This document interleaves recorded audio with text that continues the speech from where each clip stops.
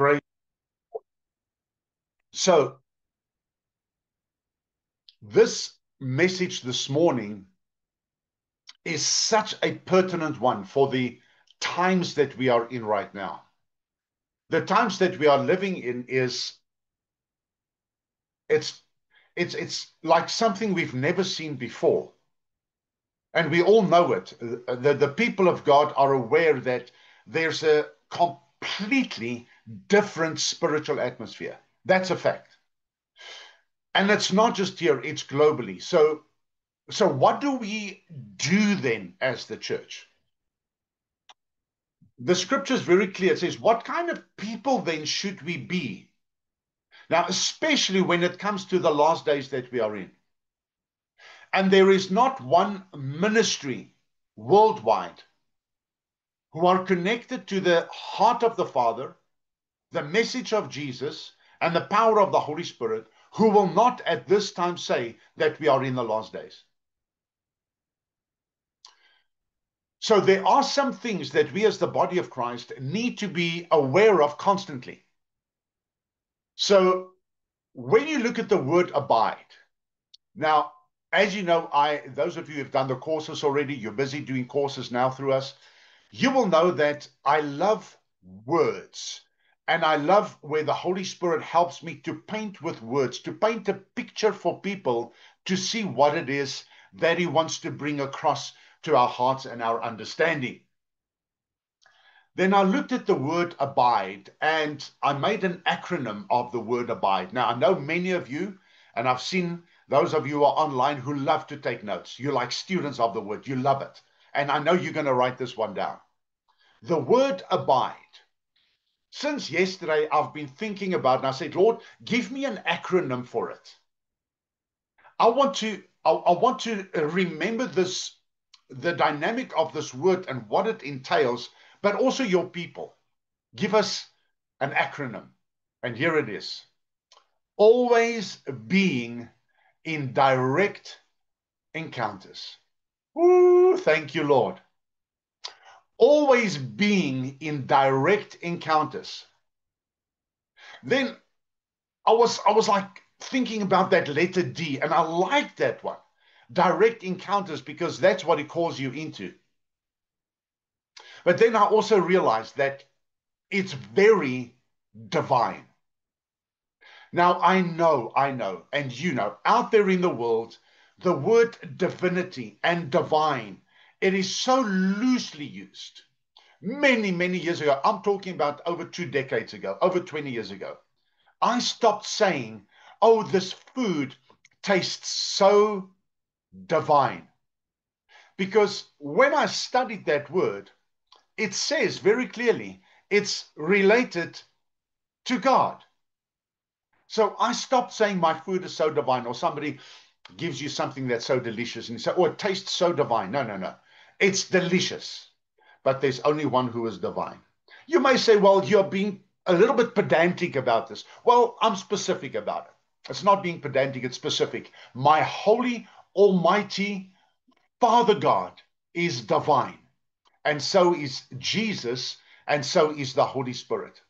It is the triune Godhead, and each one in his own right as the person in the Godhead is divine. So we can say, always being in a divine encounters.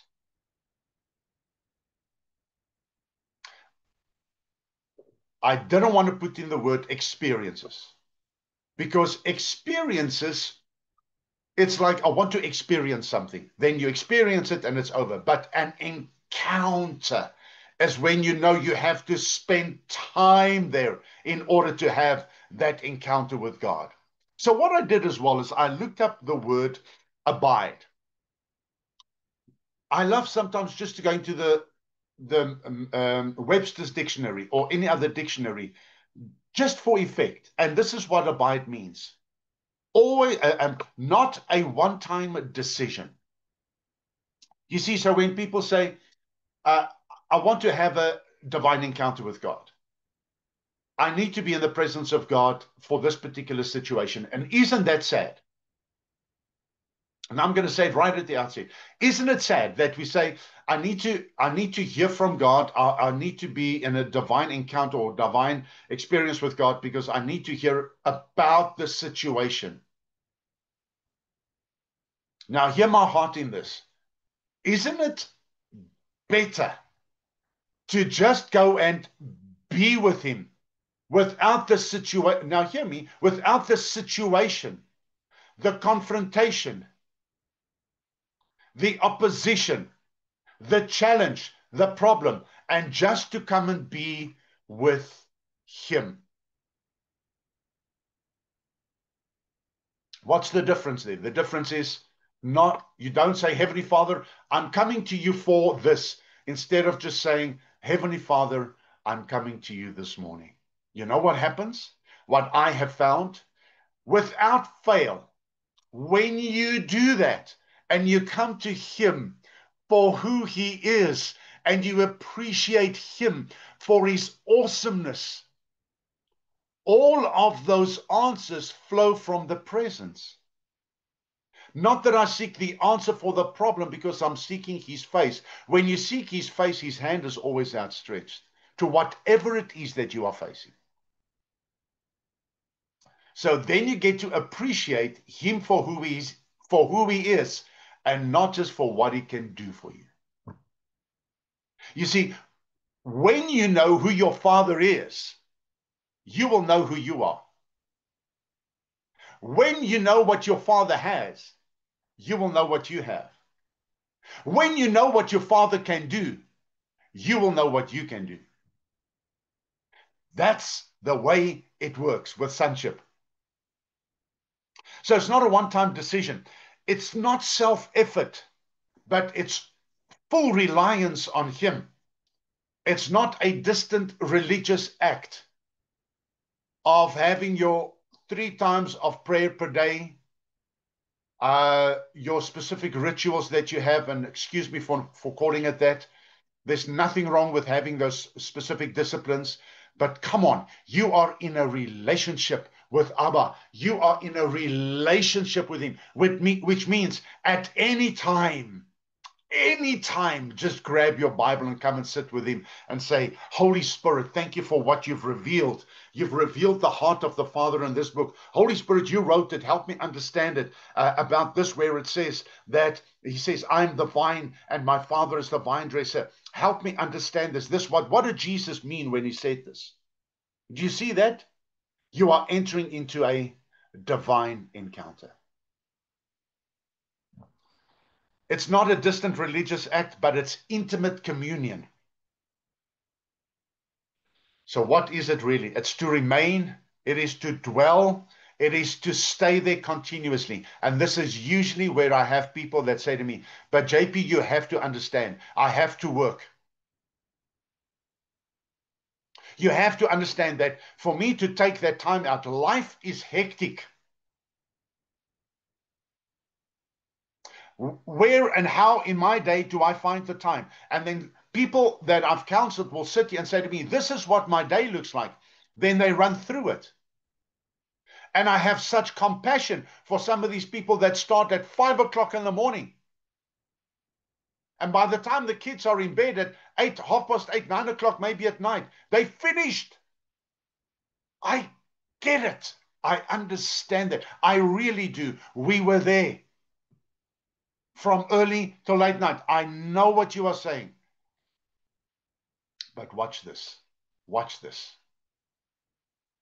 This has to do with internal communication that's permanent because it's based on a relationship that's based on a revelation. Whom you have, not just what you have, whom you have on the inside of you. So you can rejoice in your day by driving in your car on your way to work instead of being, come on now, the thing on the phone, be with Him. I'm going to say to you now, the radio in our car, in my car, hasn't worked now for, I think, possibly 8 to 10 years. It hasn't worked. I could have had it fixed long time. I tried the one time to fix it. It was such a thing to get that big thing out of that that the dashboard. I left it.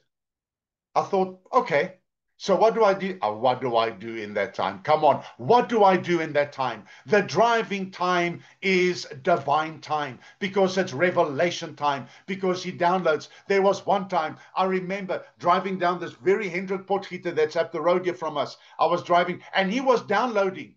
And I remember as I went past Clearwater Mall, I said, Lord, you know what? Seriously, you are giving me these downloads. How am I going to remember all of this? And I remember that time when I mentioned to a brother, he brought me one of this was before we had these fancy phones. He brought me one of those little, like a dictaphone kind of thing. This beautiful little device that I would record on voice what the Lord was downloading. And I said, I got you. I got this. Download, Lord, I've got it. Why? Because we need to take that time. And why? Because it's abiding. It's not just that very specific time that you set out, and that's vital and you should do it. But it's that abiding in him throughout. It's a remaining, it's a dwelling, it's a staying there continuously. It is a dependence, it's a submission, it is a consistent and constant surrender that you have before your Father. You know, we live in a world that is so set on self-sufficiency, all the S's. Self-sufficient. And where does that come from? Is where the enemy pumps people up to be that. And unfortunately, we sometimes have that in the church. And I want to say this to you, and I speak very straight, I speak direct. It's a stench in the nostrils of God to have people in the church who are looking for status and position. Yeah, I say it. Ek draai nie doekies om nie. It's a travesty that in a church, in a ministry where people are vying for position. This is what I've learned in servant leadership. The higher, and I'm going to use that word very carefully, or let me rather put it this way, the more prominent of a leader you become in a ministry, in a church, the more you should serve.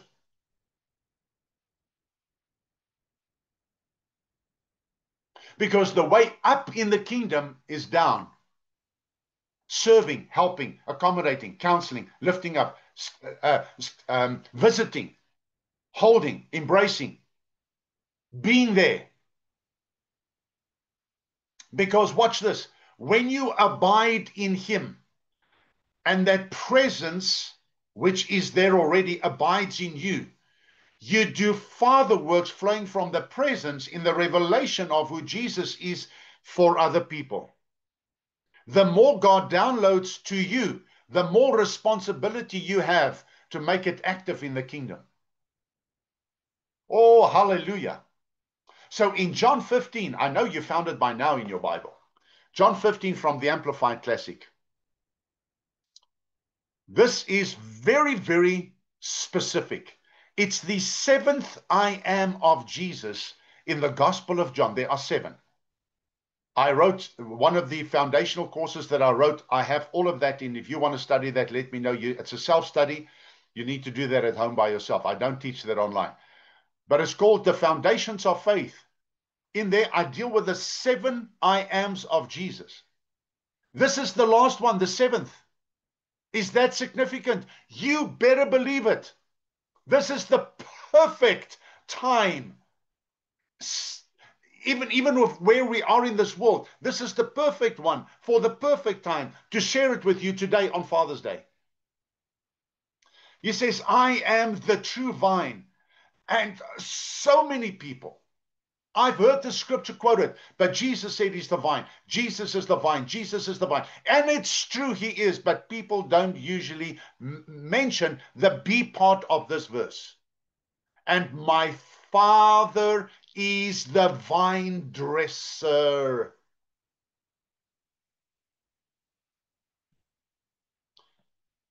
Why is that significant? Why is that significant? Watch verse 2. Any branch in me that does not bear fruit, that stops bearing, He cuts away, he trims off, and he takes away. The Amplified depicts this so perfectly and beautifully. There are those who have taught, which is erroneous teaching, who have said that he cuts it off. That's not what that verse says. It does not say he cuts it off. It says he cuts it away. When you do The Secrets of the Vine, Dr. Bruce Wilkinson, some of you have heard me teach on this online. Dr. Bruce Wilkinson wrote a little book, The Secrets of the Vine. Go and it's a small little book, get it. Go online, download it, however you can get your hands on it. He describes the day he shared that. I nearly jumped out of my chair with joy because I knew it had something to do with that. Because the Bible is its own interpreter. The Bible is its own concordance. And when people say, how do you interpret that? No, what did the Holy Spirit mean? Be careful when you say to people, well, how do you interpret that? Because the Bible has one interpretation, and a lot of people disagree with me on that. But God didn't mean 6 things when he said one thing. He's not the God of confusion. So what did he mean when he said it? That cutting away is the word in Greek aero, or aero. Forgive me for the expression of the translation of it. It's Greek. I'm not Greek. So that word means, it is described like when it's not bearing fruit, he trims it away. Why? Because it has the explanation of it. It has come to the place where it's now not bearing fruit. And the interpretation is that cluster of grapes has possibly sagged to the ground. That's why you've got the vine dresser. Ooh, hallelujah. The vine dresser, the Father himself. Watch what he does. He cuts away and trims off, and he takes away what? Everything that's hindering that cluster of grapes from growing. And he cleanses and repeatedly prunes every branch that continues to bear fruit, which relates to that very one that is lifted up, suspended it to the wire again, where it's revealed to the light of the sun, the sun, so that it can shine on it, so it can bear fruit. God, the vine dresser, the Father, lifts you up when you are down. He lifts you up and he encourages you. He lifts you up and he trims and he prunes away the things that's hindering your growth, and he washes you and he cleanses you. The Bible says in Ephesians 5, he washes and he cleanses you with the washing of the water of the word. Hallelujah this morning for us abiding in him, because the vine dresser loves you. And when there's a time in your life that you feel down, when there's a time in your life that you feel that you're in the dust, when there's a time in your life where you've got all of these distractions around you, the vine dresser, the Father, when you abide, he comes and he trims away all the things that would hinder you and your growth. That's the heart of the Father. That's who he is. When I saw this, I realized again what a Father we have. You know, the Bible says that no one is able to pluck you out of his hand. Watch verse 3. Remember, the vine dresser washes you. You are cleansed. And you are pruned already because of the word which I've given you, the teachings I've discussed with you. By the way, when you want to go even deeper in that, remember, there were still so many who were bound by the what? The law. When you are bound by the law, you don't experience the flow of grace. I want to say that again. When you are bound by the law, you are not in the flow of grace. You can't experience that grace that he wants you to experience. Why? Because your own law or the law of do this, do that, don't do this, don't do that, although the restrictions are restricting you from walking in the full grace of what is released you already. This is why Jesus said, you are already cleansed by the words we don't. Oh, there it is again, Ephesians 5. Washing of the water of the word. Can you see why it's important to abide? Then look at the way Jesus, oh, the way he describes it. What a master. Dwell in me, and I will dwell in you. Live in me, and I will live in you. Just as no branch can bear fruit of itself without abiding in being vitally, well, you get your vitality, vitally united to the vine, neither can you bear fruit unless you abide in me. I am the vine, you are the branches. Whoever lives in me and I in him bears much fruit in abundance. However, apart from me, you can do nothing.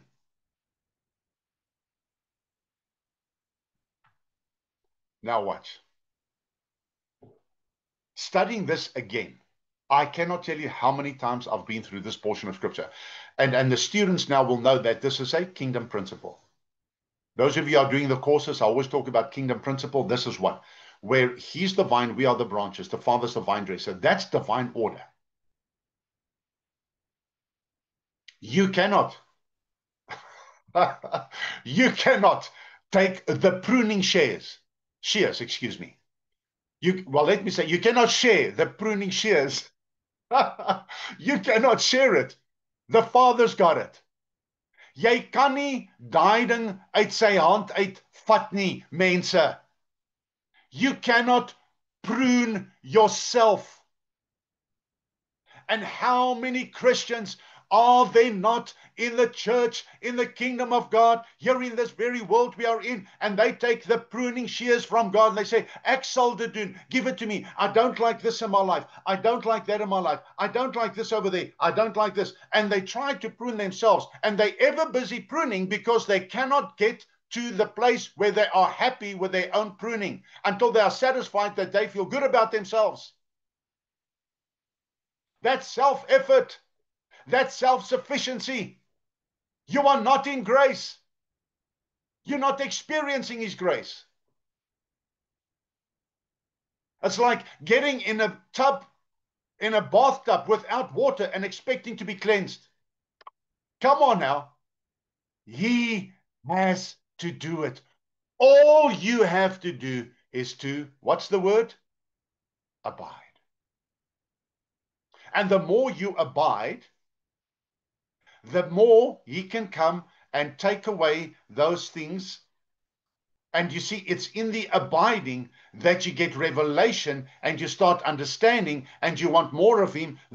Listen, the more you want of the Father, the more your intimacy grows in the heart of the Father, in your connection and alignment with him, the more these things are starting to be cut away from you. Why? Because they are non-important. Paul the Apostle said, I count everything but dung for the excellence of the knowledge of the Lord Jesus Christ. You see, sometimes we go into self works instead of Father works. Father works are works that flow from the heart of the Father through you, and that's what you do. And Norman Grubb actually wrote in his book of Rees Howells, the book on intercession. He wrote there about how important it is to let the Father let his works flow through you.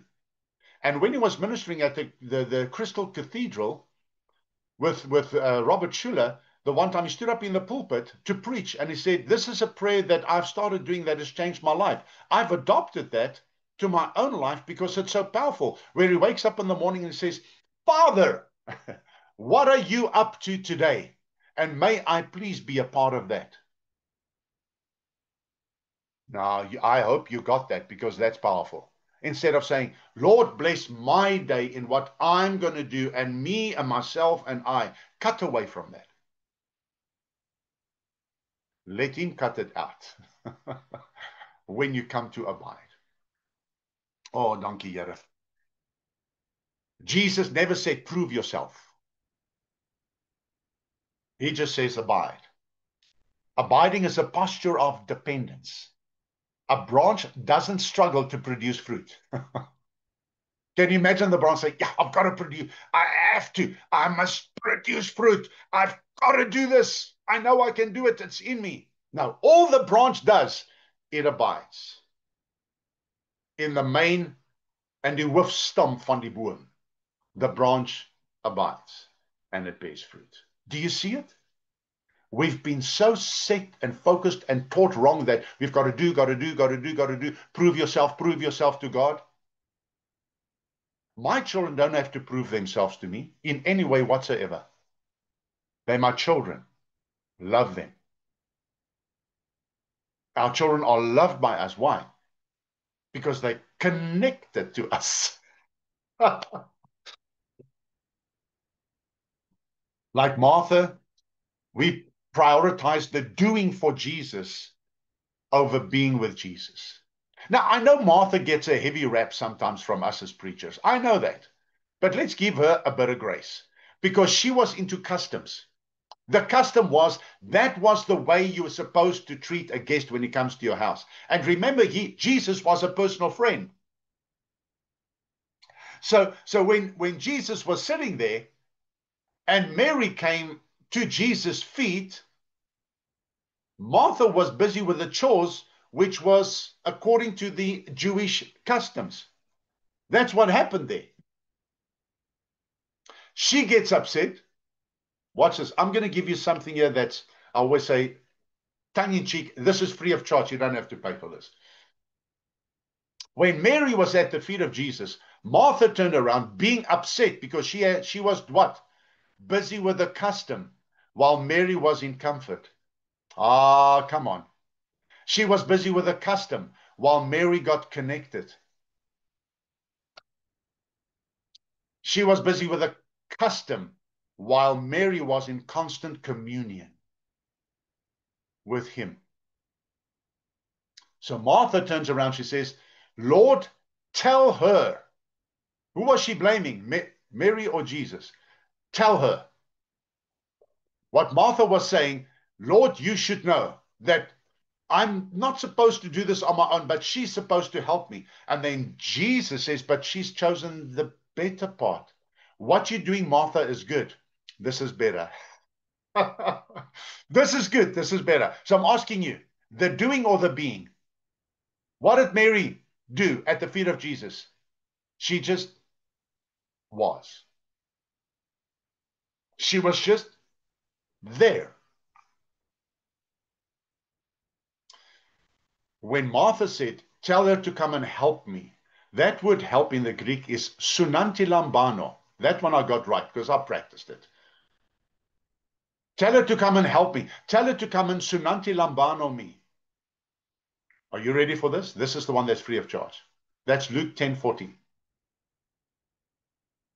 Now, that same word, Romans chapter 8, verse 26, where it says, and the Holy Spirit comes to help you in your infirmities.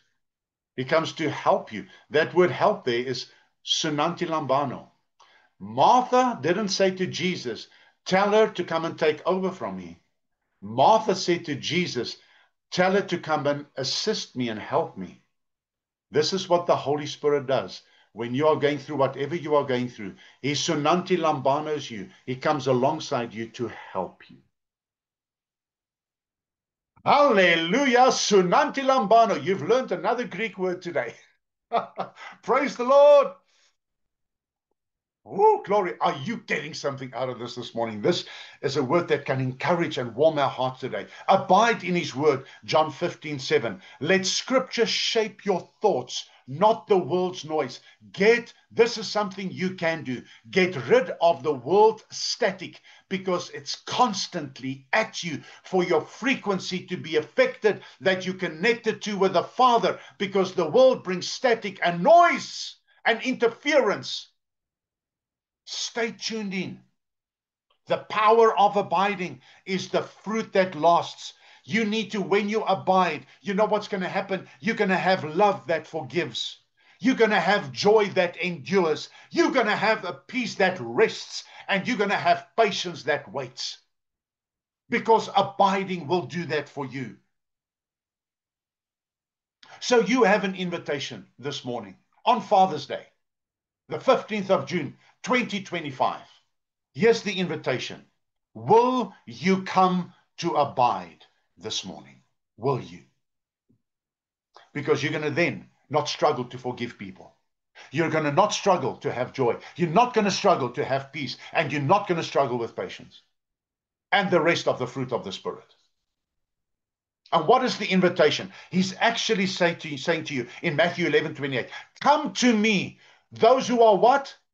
Strong, set, going forward, doing it for the kingdom. Is that what he says? Come to me, all you who are what? Weary, tired, worn out. Is jy moeg vanoggend daar waar jy sit en luister? Is jy uitgeput? Voel jy dat dit te veel vir jou? Dan sê hy vir jou vandag, dis tyd dat jy kom. Vanoggend is die uitnodiging vir jou, kom na my toe, sê hy. As jy uitgeput en sat en moeg is. When you're fed up. He says, come. Don't try and clean up when you're fed up. He does it. Come weary. Come weary, as tired as you are. And what will he do? He will give you what?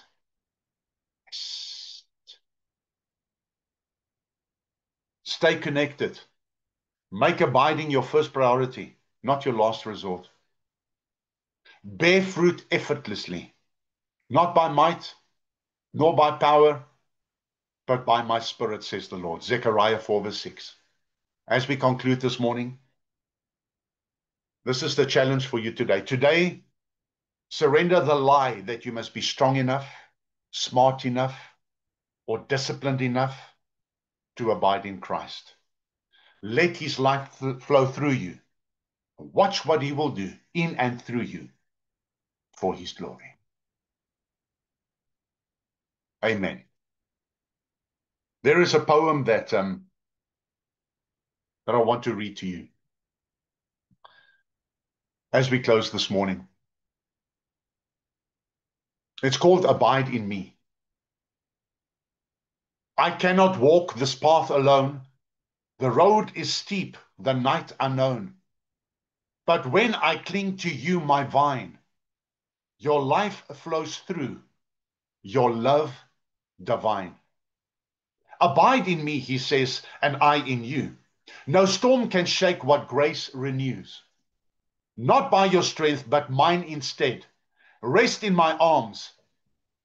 I am your bread. The world may praise the proud and strong, who rush ahead and push along. But I will wait, held by your hand, a branch sustained by love's command. He says, abide in me, and I in you. No fruit can grow except in truth. Not by your toil, but by my might. I'll turn your darkness into light.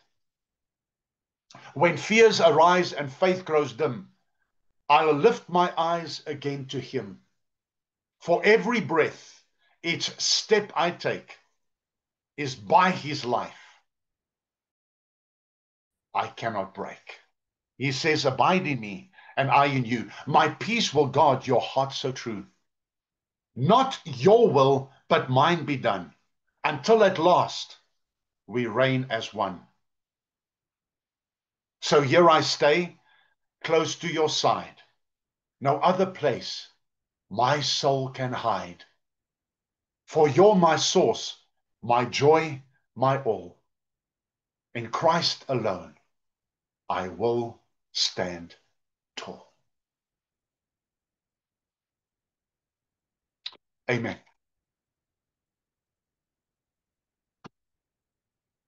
I want to pray for the fathers today. Then after that, pray for us all as we go into the rest of the Sunday.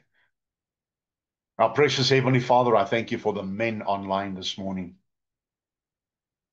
I thank you for the fathers. Father, there are so many times that fathers are under such duress, and the world is demanding so much. But I pray for fathers this morning, Father, that you will hold them in your right hand, sustaining them, strengthening them, supporting them through everything that they are busy going through in this life. Many times, they feel the pressure from the outside world because of the competition that there is among men in the world. We thank you, Father. We will be separate from that. And Father, we as fathers in the kingdom will focus on your heart, and we will flow from the revelation of who Jesus is in us to make this life conducive to how it is in heaven. Thank you, Father, that you take us as fathers and you show us your heart so that we can take that, Father, and take the example from you in knowing how to be fathers here and now. Jesus, frequently you said, I do not say my own things. I'm not saying what I'm thinking. What I hear my Father say, that is what I say. What I see my Father do, that is what I do. I pray for us as men today and as fathers that we will say what our Father says, that we will do what our Father does. Make us men of stature in the kingdom of God, standing on truth, refusing to be pulled to the side or backwards, but moving forward by faith as fathers beholding our Father. In Jesus' name, amen. Now, can I pray for all of us? Father, I pray for every person that was logged in today to this service. I thank you for your grace that abounds far more than any sin that we have in our lives. Jesus, I thank you today that you're a greater Savior than we can ever be sinners. Thank you for washing us in your blood, cleansing us through your redemptive blood, that we stand holy and without blame before you today in love as the elect of God. We thank you, you brought us into the kingdom, not a kingdom, the kingdom of God, that we stand solidly and strongly in. Father, I thank you as a man for loving me the way that you have, that I can as a man be a true man and look to you and say, it's because of your love that I'm still standing. Because, Father, we as a people of God have a God who has shown us the way. And all of us this morning, we grab a hold of that and we say, we want to make this our life, our source, our everything, our foundation. Help us to be focused. Help us to feed on your word and help us to walk by faith. In Jesus' name, amen. Now the Lord bless you and keep you. The Lord make his face to shine upon you and be gracious unto you. The Lord lift up his countenance upon you and give you peace. We love you. You are valuable and precious. God bless.